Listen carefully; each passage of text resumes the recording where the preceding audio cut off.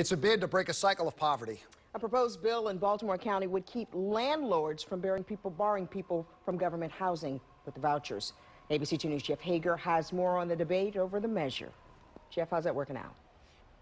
Well, Kelly, that debate took center stage at a public hearing this afternoon where proponents hope to eliminate what many consider to be one of the last legal means of discrimination.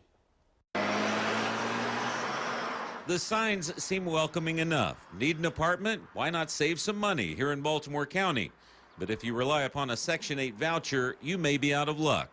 A proposed bill before the county council would keep landlords from discriminating against them. It does not force anyone to do anything other than be an American and not discriminate and give people a fair chance. That's all any of us want, is a fair chance. The bill is intended to break up pockets of poverty throughout the county and end what federal housing authorities view as decades of discriminatory practices.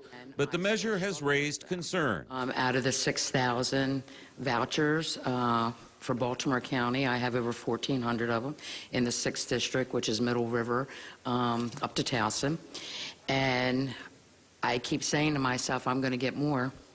I'm going to get more. The bill doesn't guarantee the subsidized poor will actually get to move into available units, just that they will be equally considered with people who rely upon child support, alimony, Social Security, or disability checks to help make their rent. Any family who wants to move to a foreign neighborhood to them, so to speak, in order to have a neighborhood with less crime and better schools and better neighbors, that's a neighbor that you want to welcome because they want to succeed. Critics have pointed to the added red tape, the potential negative impact on property values, and limiting property owners' rights, all as reasons to oppose it. We've heard these same arguments throughout this country's history when African Americans, Catholics, women, gay couples, or Italian, Irish, or any other immigrant group tried to relocate to a different neighborhood to better the lives of their families.